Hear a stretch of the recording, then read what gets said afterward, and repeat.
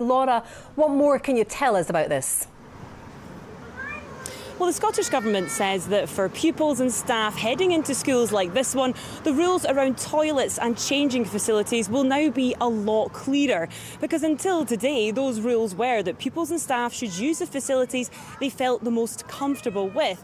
The issue then being that could create a situation makes other people uncomfortable. Now, you might be wondering, how did we get here? Well, amidst the wider gender debate, this stems back to a decision made by the Supreme Court in April surrounding the definition of a woman. Now, judges unanimously ruled in favour of campaign group Women for Women Scotland, declaring the words woman and sex in the 2010 Equality Act refers to a biological woman and biological sex, not to a certified gender like someone who has a gender recognition certificate, as the Scottish Government had argued. But that ruling then meant that public bodies had to rethink and update their own guidance around facilities like toilets and changing rooms. Now, shortly before we came on air tonight, I spoke to the Education Secretary, who told me that over the summer months she'd been speaking with COSLA and trade unions, and she explained the updated guidance.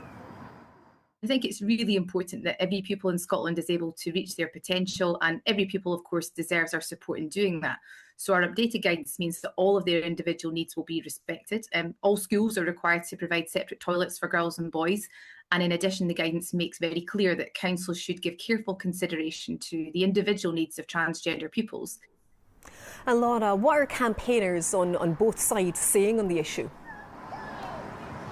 Well, some are saying that this will lead to additional stress for children and staff who may be transgender.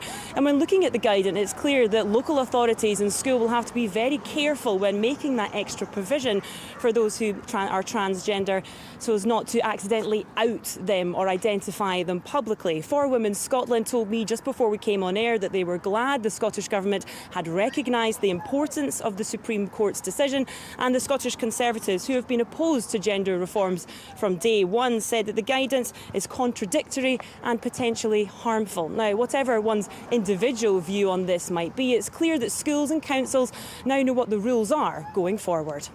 All right, with the latest, thank you very much, Laura.